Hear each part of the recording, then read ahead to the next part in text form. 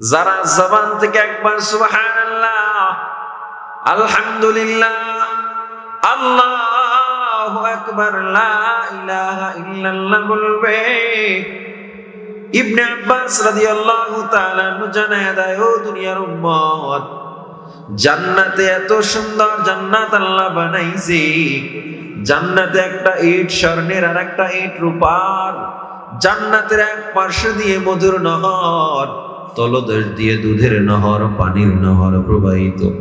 জান্নাতের নিয়ামতের মধ্যে অন্যতম নিয়ামত হলো জান্নাতের ফল। কেমন ফল? জান্নাতের একটা ফলের মধ্যে আল্লাহ 70 রকমের মজা রেখে দিয়েছে। জান্নাতের একটা ফল কোন বান্দা যখন খাবে, ওই বান্দার জবান থেকে, মুখ থেকে 70 বছরের ঘ্রাণ চলে যাবে না। জান্নাতের এত সুন্দর এই ফলের গাছের আয়তন কত বড়! আবু সাঈদ খুদরি রাদিয়াল্লাহু তাআলা মুসলিম শরীফের হাদিসে বর্ণনা করা হয়, জান্নাতের ফলের গাছের এক মাথার ছায়া থেকে অন্য মাথায় যেতে যেতে আরবের একটা দ্রুতগামী ঘোড়ার 500 বছর সময় লেগে যাবে। এই যে এত কঠিন একটা গাছ, এত দামি গাছ, কেমনে আমরা পেতে পারি? নবী বলেন, একবার সুবহানাল্লাহ বললে জান্নাতে একটা ফলের গাছ তৈরি হয়ে যায়। একবার আলহামদুলিল্লাহ বললে জান্নাতে ফলের গাছ তৈরি হয়ে যায়। একবার সুবহানাল্লাহ, আলহামদুলিল্লাহ, আল্লাহু আকবার, লা ইলাহা ইল্লাল্লাহ, 4টা শব্দ কোন বান্দা যখন মুখ থেকে একসাথে বলবে, তামলা উমা বাইনাস সামাই ওয়াল আরদ, আমার আল্লাহর নবী বলে, আসমান জমিনের মধ্যখানে যত ফাঁকা জায়গা আমার আল্লাহ পুরোটা সওয়াব দিয়ে পরিপূর্ণ করে দেয়। জোরে বলেন সুবহানাল্লাহ, জবান খুলে বলেন আলহামদুলিল্লাহ, অন্তর থেকে জোরে পড়েন আল্লাহু আকবার। সমস্যারে মুসলমানের আওয়াজ উঁচু করে পড়েন লা ইলাহা ইল্লাল্লাহ। আমাদের সমস্যা কি জানেন? আমরা হলো মনে করি নামাজ রোজা ইবাদত, এর বাইরে আর কোনো ইবাদতই নেই, এটাই মনে করি। আমাদের মূল ডিউটি নামাজ রোজা হজ যাকাত পর্দা, এগুলো মূল ডিউটি, কিন্তু ওভার ডিউটি আছে না নাই? ওভার ডিউটি করলে পৃথিবীতে মানুষ যারা চাকরি করে, ওভার ডিউটি করে, টিউশনি করে, এক্সট্রা ইনকাম করে, তারা লাভবান হয় কি হয় না? আল্লাহ বান্দার জন্য কিছু ওভার ডিউটি রেখেছে। শুধুমাত্র মিষ্টি খাওয়ার নাম মুসলমানিত্ব নয়, শুধুমাত্র মিষ্টি খাওয়ার সুন্নাত পালন করার নাম মুসলমানিত্ব নয়। শুধুমাত্র বান্দা খানা শেষে আপনি একটু মিষ্টি খাইলেন, সুন্নাত পালন করলেন, এটা মুসলমানিত্ব নয়। কিরে, তুই ইফতারি করতে আইছো, তোরে তো আমি রোজা রাখতে দেখলাম না। ইফতারি খাওয়া সুন্নাত, এই জন্য খাইতে আইছি।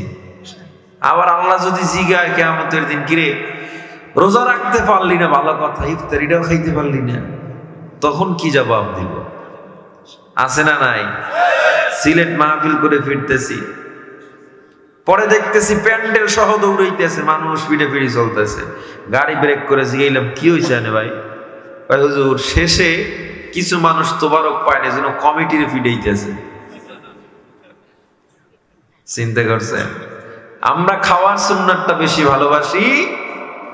শুনেন, যেই নবী মাথায় হাত বুলে ইসলাম প্রচার করেছে, সেই নবী হাতে কিন্তু তরবারি নিয়ে দান্দান শহীদ, দান্দান মোবারক শহীদ করেছে যুদ্ধের মধ্যে, ঠিক কিনা? খালি আরামের সুন্নাত না, কষ্টের সুন্নাতও আছে। শুধুমাত্র পেট পূজারই নাম ইসলাম নয়, জালিমদের বিরুদ্ধে কথা বলার নাম ইসলাম। তা'মুরুনা বিল মারুফ, সৎ কাজের আদেশ দাও, ওয়া তানহাউনা আনিল মুনকার, অসৎ কাজ থেকে মানুষকে ফিরাও। শুধুমাত্র ভাই দিনের পথে আসেন, শেষ দায়িত্ব? এটা দায়িত্ব না। কচুরি পানা যেমন পানিতে ভাসতে ভাসতে এক এলাকা থেকে অন্য এলাকায় পৌঁছে যায়, জনপদ পেরিয়ে কত দূরে চলে যায়, ইসলাম এভাবে ভাসতে ভাসতে আসে না। যুগ যুগে যুগে শতাব্দীতে ওলামায়ে কেরাম, আকাবির, আহলে হক, সাহাবা আজমাইন, মুহাম্মদ সাল্লাল্লাহু আলাইহি ওয়াসাল্লাম এবং এর আগ পর্যন্ত হযরত মুসা, ইব্রাহিম আলাইহিস সালাতু ওয়াস সালাম, প্রত্যেকটা নবীর যুগে রক্ত ঝরেছে, এরপর ইসলাম এখানে এসেছে। ঠিক না? আপনারা সুযোগ পেয়েছেন। এই মাহফিল কি প্রতিদিন হয়? আজকে সুযোগ পাইলেন। আপনাদের অবস্থা দেখে তো আমিও ঠান্ডা হয়ে গেছি। জিকিরও করেন না, দুরূদও পড়েন না, আলহামদুলিল্লাহ বলেন না।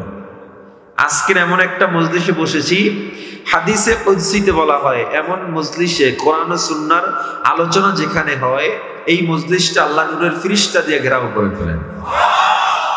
আল্লাহ আসমান থেকে সরাসরি সাকিনা নাজিল করতে থাকে।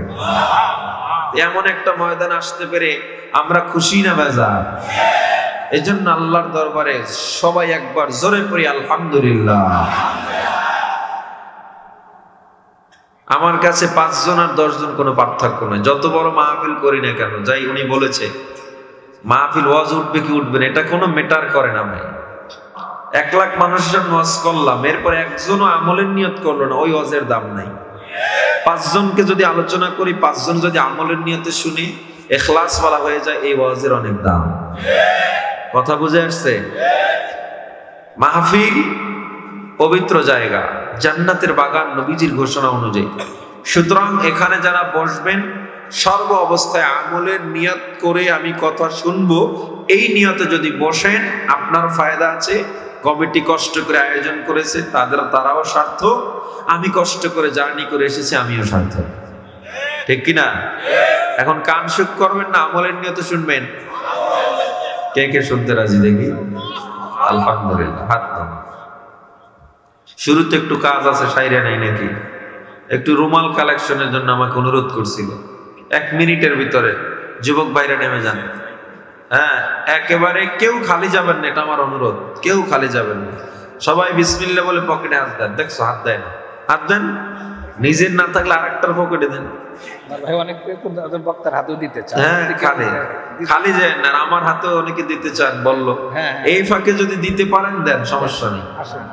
আসেন আমার হাতেও দিতে পারেন, কোনো সমস্যা নেই ইনশাআল্লাহ। সবাই দান করেন, সবাই, কেউ খালি যাবেন না। সবাই পকেটের বড় নোটটা দেওয়ার চেষ্টা করি। আস-সাদাকাতু তারুদ্দুল বালা, সদকা করলে আল্লাহ বালা মুসিবত দূর করে দেয়। সবাই দেন। এই কথা বলতে বলি নাই ভাই, কথা না বলি, চুপ থাকি, সবাই দান করি আলহামদুলিল্লাহ। কেউ খালি না যাই ভাই। আর কেউ যদি বড় দান দিতে চান এখানে দিতে পারেন। এই 1-2 মিনিটের ভিতরে আপনাদের সুযোগ আছে এখানে দেওয়ার, কারণ পরে বয়ানের মাঝখানে আর এগুলো নিয়ে কথা হবে না। বয়ানের জায়গায়, আর কালেকশনের জায়গায়। কেউ দিতে চাইলে দিতে পারেন। আর একটা কথা আমি বলে যাই, সন্তান যদি পাও ভাঙে একসাথে 20,000 টাকা লস হয়ে যায়, আপনার 50,000 টাকা চলে যায়। ওই পাও আল্লাহ ভাঙবেন না, হাদিস সত্য। কারণ দান আগে করবেন অল্প, আল্লাহ বিশাল বিশাল বিপদ থেকে ফিরাইয়া রাখবেন। বুঝেন না তো? বুঝেন না? সংসারে এমন বিপদ আসবে তখন আর টের পান না। হাসান নামে এক ভাই নগদ 500 টাকা আল্লাহ কবুল করেন। আমিন কয় না? আমিন কয় না? আমিন কয় না রে, জোরে কোন আমিন। রওনক হাসান, ও 500 টাকা আল্লাহ কবুল করেন, পরে না আমিন। আর কে আছেন? দেন। অনেকে চিন্তা করতেছে টাইমটা গেলেই হয়। হ্যাঁ, এতক্ষণ যা কইছেন ভালোই, এই সাবজেক্ট খেয়াল হয়েছে না? আল্লাহ, একটা মসজিদ, মাহফিল সব মিলে অনেক খরচ না? ব্যাপক খরচগুলো আপনাদের মাধ্যমেই উঠবে। আপনারা সহযোগিতা করেই মসজিদকে উন্নয়ন করবেন। আল্লাহর ঘর, আপনার যতই সঞ্চয় করেন পৃথিবীতে কোনো কিছু থাকবে না, দান থেকে যাবে। আজ দান করবেন, কবরে গেলেও সব পেতে থাকবেন। 3টা জিনিস কখনো মৃত্যুর পরেও, এই 3টে আমল বন্ধ হয় না। এর মধ্যে 2 নাম্বার আল্লাহর নবী বলেছেন দান সদকা। দান সদকা করবেন, কবরে যাবেন। দুনিয়ায় কেউ সব না পাঠাক, ওই দান সদকা আপনার কবরে সব পাঠাতে থাকবে। মসজিদের প্রত্যেকটা ইট আপনার জন্য দোয়া করতে থাকবে। মসজিদের প্রত্যেক নামাজির সওয়াবের ভাগীদার আপনি হয়ে যাবেন। এটাই মূল সাফল্য। আল্লাহ আমাদের তৌফিক দান করেন। জোরে কোন আমিন। হইছে? নিয়ে আসেন। কি নাম? হ্যাঁ, আবু সাইদের বাপ মারা গেছে, তাই আবু সাইদ দান করছে। আবু সাইদ ভাই 1000 টাকা আল্লাহ কবুল করেন, বলেন আমিন। জোরে কান আমিন। সোরা 500 টাকা আল্লাহ কবুল করেন, পড়েন আমিন। জোরে কয় না আমিন। আলহামদুলিল্লাহ। হইছে? রুমাল গুলো দিয়ে দেন। এই দেখেন রুমালের লাগে আবার নোট বাইজে গেছে নি। চাদর দিয়া দেও, মানুষের চাদর এখনই দিয়ে এখানে ডাইলেন নাকি একটা রুমালে করে অন্য জায়গায় নিয়ে যান। মা বোনদের ওখানে গেছে নাকি জুলান ভাই? মা বোনদের ওখানে পাঠাইছেন, ওখানে একটা বাচ্চা পাঠাইয়া দেন যে লইয়া যাইব আবার অন্যদিকে, এমন করে পাঠাইয়েন না।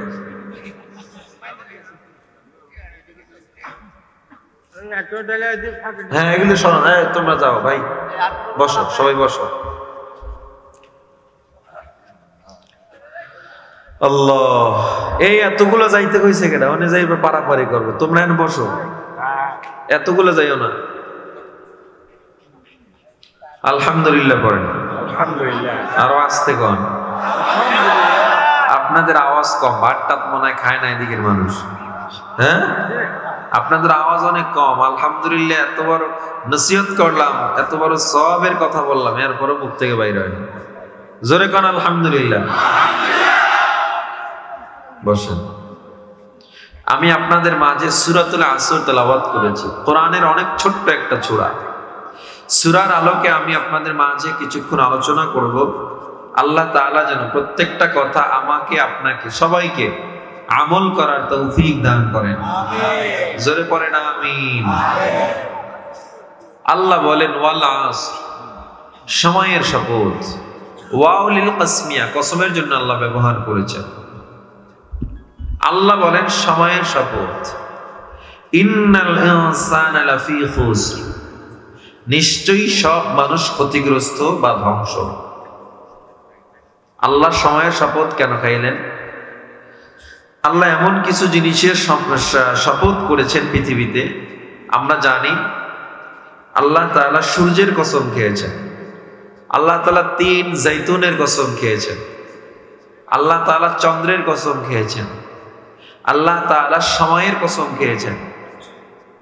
এই কসমগুলো খাওয়ার পিছনে অন্যতম কারণ আছে। আল্লাহ এমন কিছু পদার্থের কসম খেয়েছেন যেগুলো অনেক মূল্যবান, এমন কিছু কালের শপথ খেয়েছেন যেগুলো অনেক মূল্যবান। সময়ের মূল্য কেমন?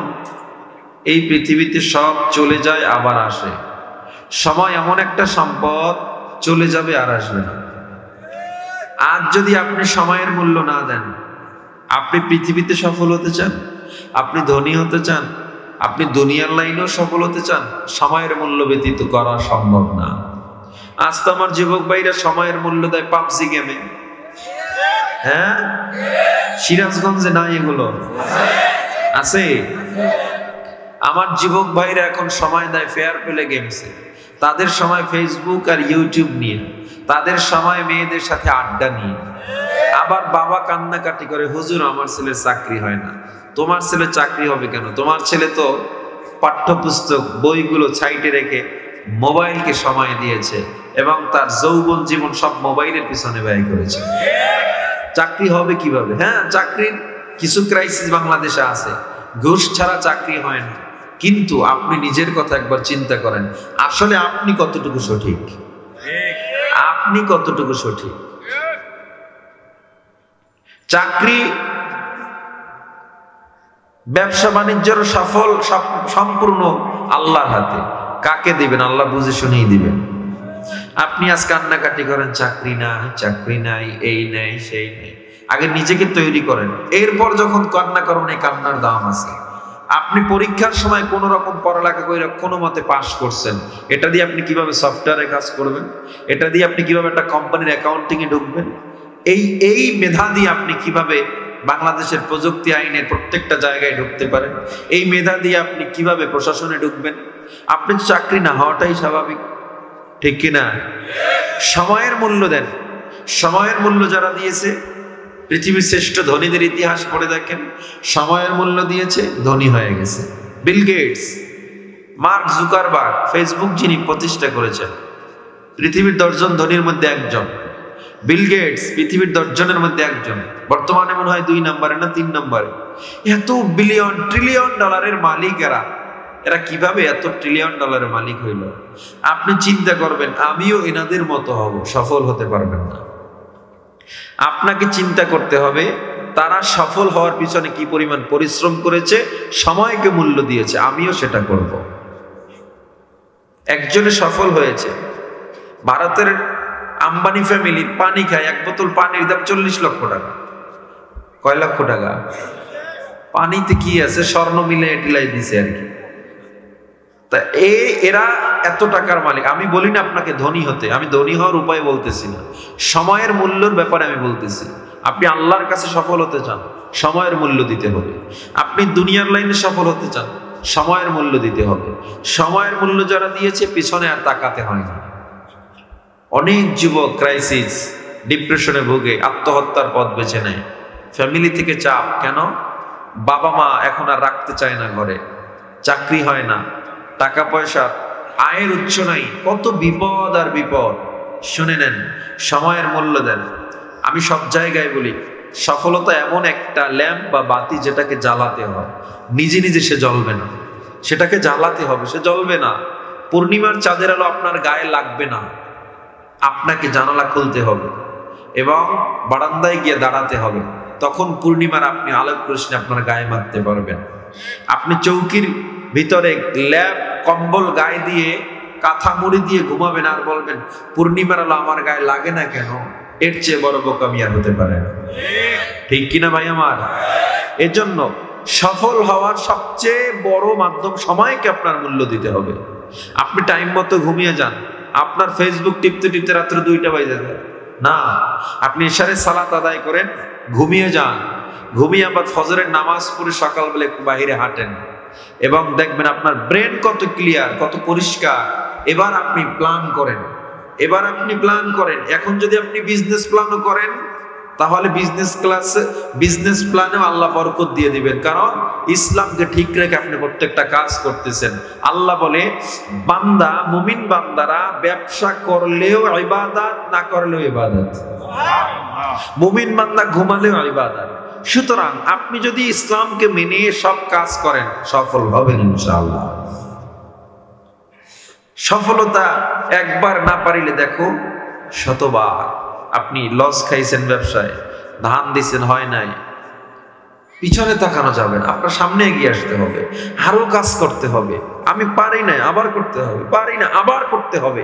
যতবার সফল না হবেন, যতক্ষণ না পর্যন্ত সফল না হবেন, কাজ করে যান, একদিন না একদিন সফল হবেন ইনশাআল্লাহ। হবে। একজন সাধারণ মানুষ আর একজন যোদ্ধার মধ্যে পার্থক্য কি? একজন যোদ্ধা সময়ের মূল্য দিয়েছে, কাজে মনোযোগী হয়েছিল, এজন্য সে যোদ্ধা। আর আপনি আমি অলস, এজন্য সাধারণ মানুষ, ঠিক কিনা?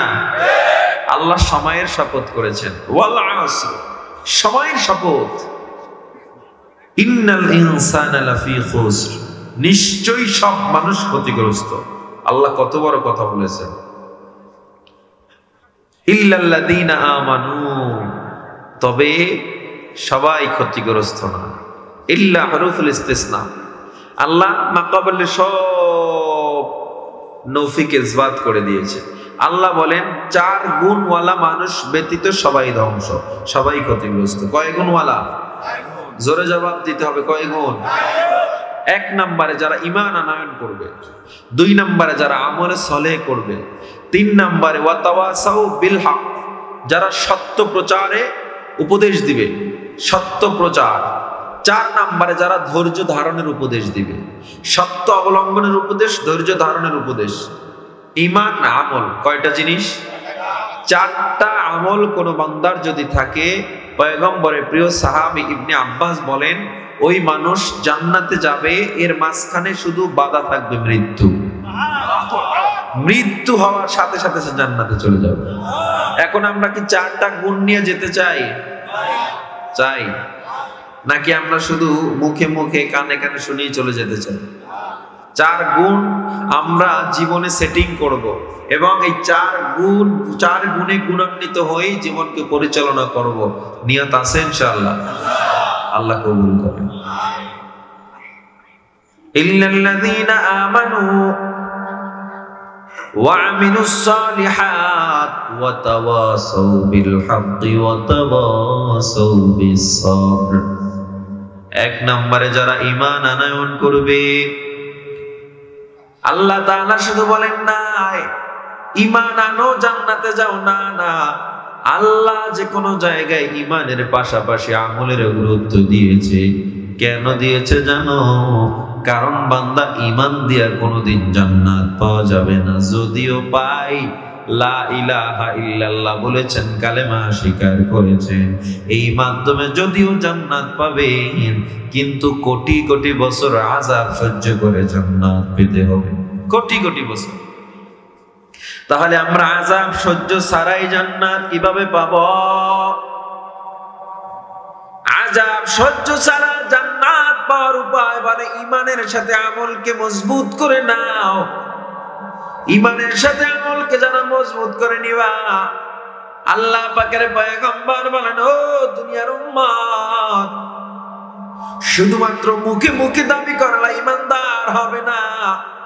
ইকরার বিল লিসান, তাসদীক বিল জিনান, আমাল বিল আরকান।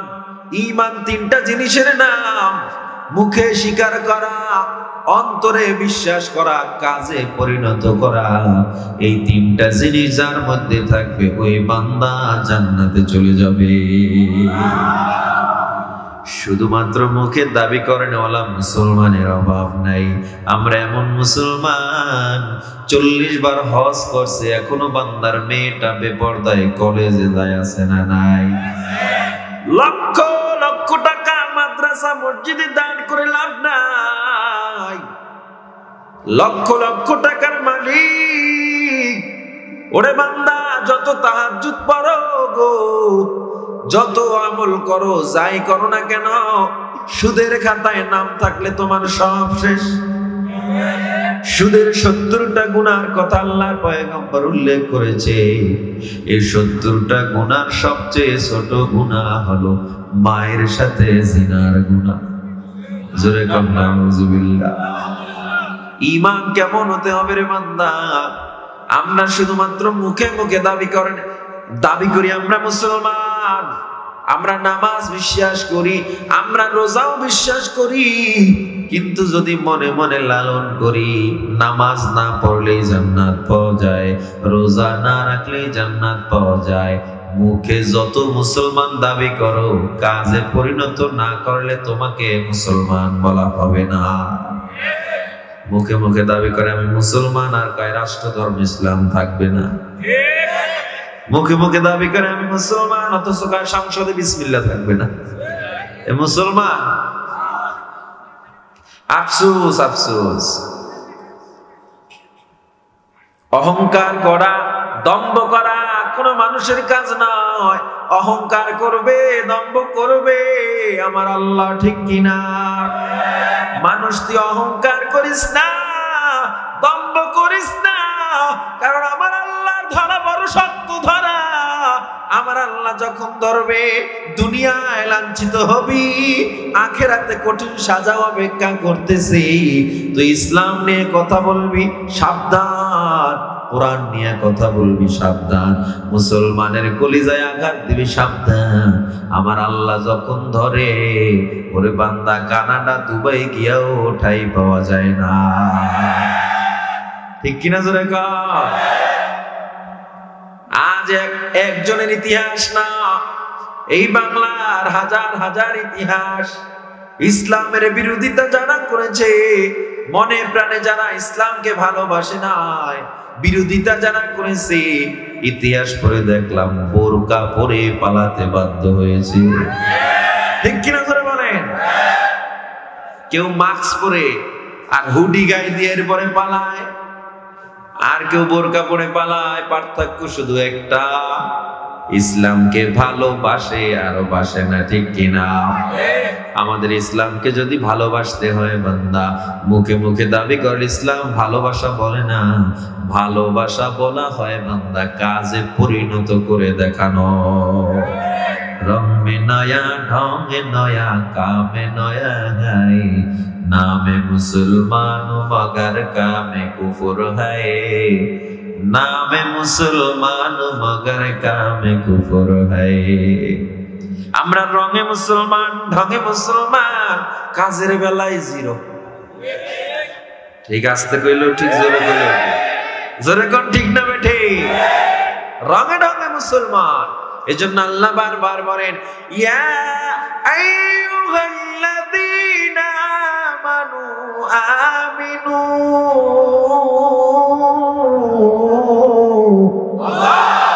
হে ঈমানদারেরা তোমরা ঈমান আনো। আল্লাহ এই কথা কেন বলেছে? কারণ আমরা মুখে দাবি করনেওয়ালা মুসলমানের অভাব নাই, কাজে পরিণত করনেওয়ালা মুসলমানের বড় অভাব। রাস্তায় বসে বসে চায়ের দোকানে বইসা বইসা ফতুয়া দেয়, হুজুর গেছে ভালোবাসি, হুজুররা দেশটারে খাইছে। ঠিক, হুজুররা দেশ খাইছে, ঠিক কোন গিল্লি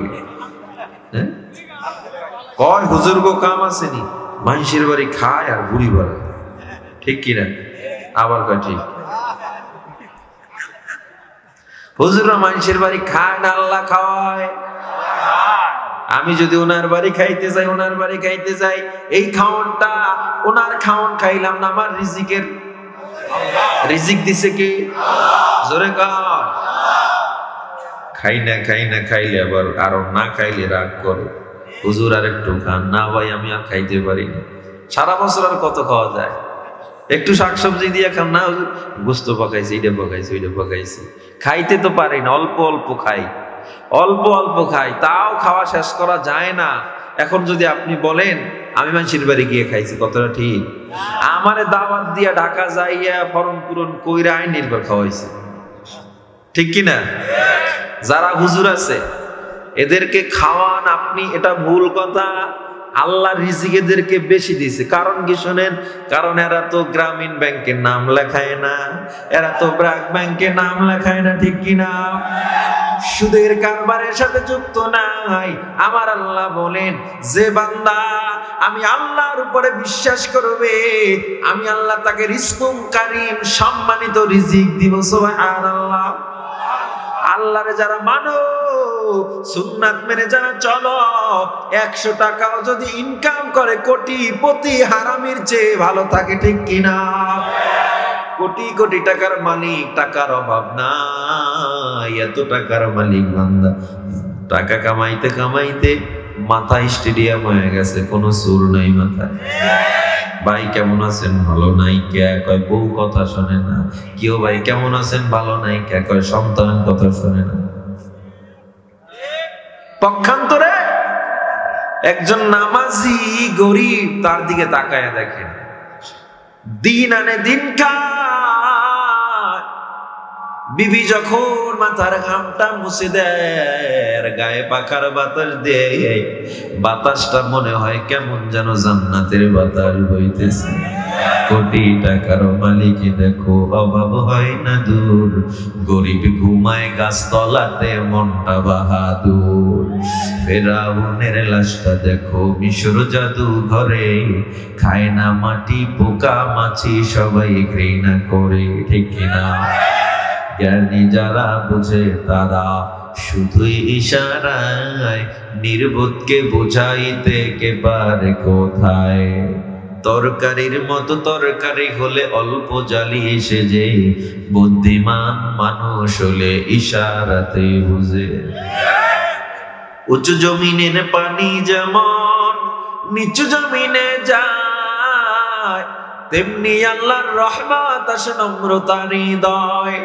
ভোগ বিলাসের বাড়ি গাড়ি পরে রবে সব, ভোগ বিলাসের বাড়ি গাড়ি পরে রবে সব। থাকতে সময় স্মরণ করো আল্লাহ আমার রব, থাকতে সময় স্মরণ করো আল্লাহ আমার রব। কে আমাদের রব? জোরে বলেন আল্লাহু আকবার। সাগর নদী আর পাহাড় বনে, পাখিদের গুনগুন গুঞ্জরণে ভেসে আসে ওই সুমধুর তান, চারিদিকে শোনো আল্লাহর জয়গান। আল্লাহ মহান, আল্লাহ মহান, আল্লাহ মহান, আল্লাহ মহান, আল্লাহ মহান, আল্লাহ মহান, আল্লাহ মহান। শোনো তুমি মন দিয়ে কোকিলের সুর, শুনতে লাগছে দেখো কত না মধুর। মিষ্টি মিষ্টি ওই দোয়েলের গান, রয়েছে তাহাতে কি সুধা অফুরান। কোথা পেল তাহারা এ সুর অম্লান, জবাব পাবে দিল খোদা মহিয়ান। আল্লাহ মহান, আল্লাহ মহান, আল্লাহ মহান, আল্লাহ মহান, আল্লাহ মহান, আল্লাহ মহান, আল্লাহ মহান। বলো যদি আকাশের ও চাঁদ তারা, কোথা পেলে স্নিগ্ধ এ যোচনা ধারা। সূর্যকে বলো যদি কোথা পেলে আলো, রাত্রি হলো কেন নিকশ কালো। কোথা পেল মানব এক জীবন বিধান, জবাব একটা সবই আল্লাহর দান। আল্লাহ মহান, আল্লাহ মহান, আল্লাহ মহান, আল্লাহ মহান, আল্লাহ মহান, আল্লাহ মহান। জবান খুলে বলেন আল্লাহু আকবার। কে বড়, কে বড়? সম্মান দেওয়ার মালিক কে? ইজ্জত দেওয়ার মালিক কে? রিজিক দেওয়ার মালিক কে? ওয়া তুইজ্জু মা তাশা ওয়া তুযিল্লু মা তাশা।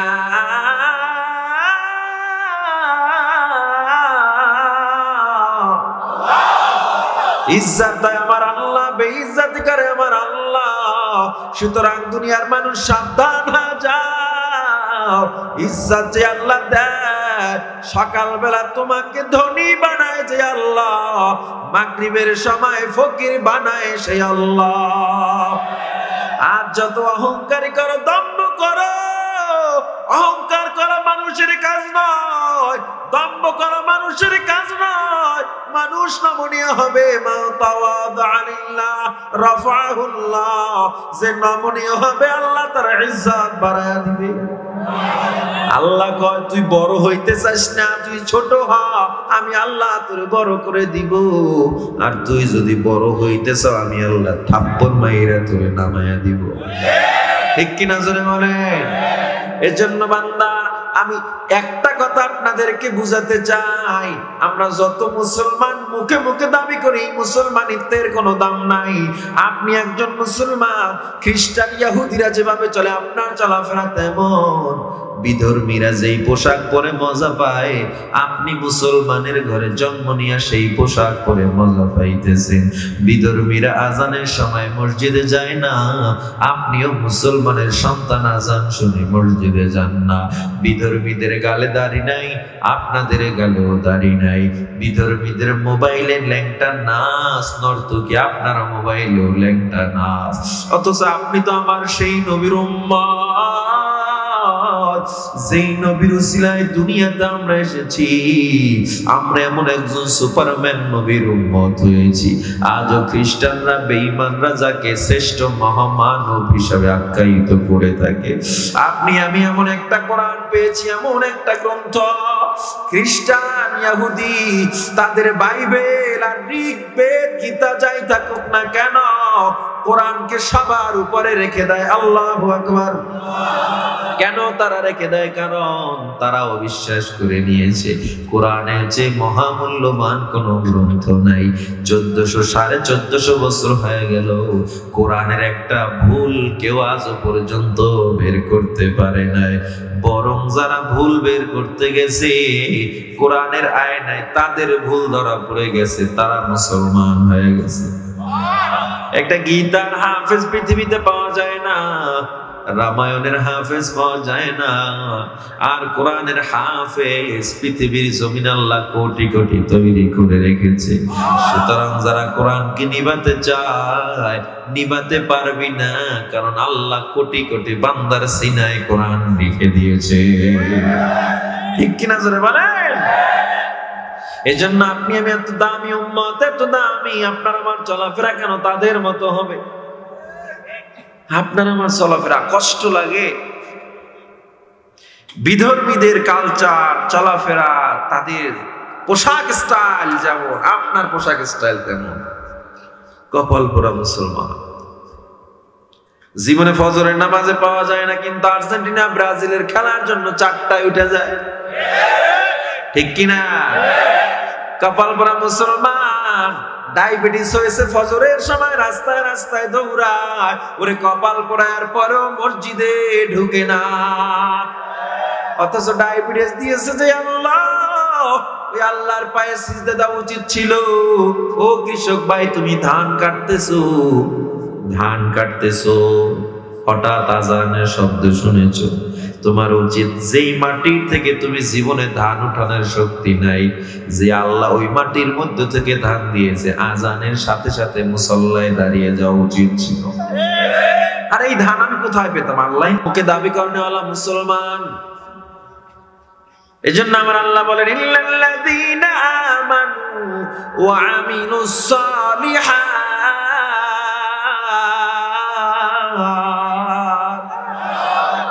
ইল্লাল্লাযীনা আমানু ওয়া আমিলুস সালিহাত, যারা ঈমান আনয়ন করবে, যারা আমলে সালেহ করবে। এখন আসেন কেমন উদাহরণ, ইবনে আব্বাস উদাহরণ দিয়েছে। কেমন ঈমান থাকলে আপনি আল্লাহ পাকের জান্নাত পাবেন, ওই ঈমানদের অধিকারী হবেন। উনি 1 নাম্বার ফর্মুলা দিয়েছে।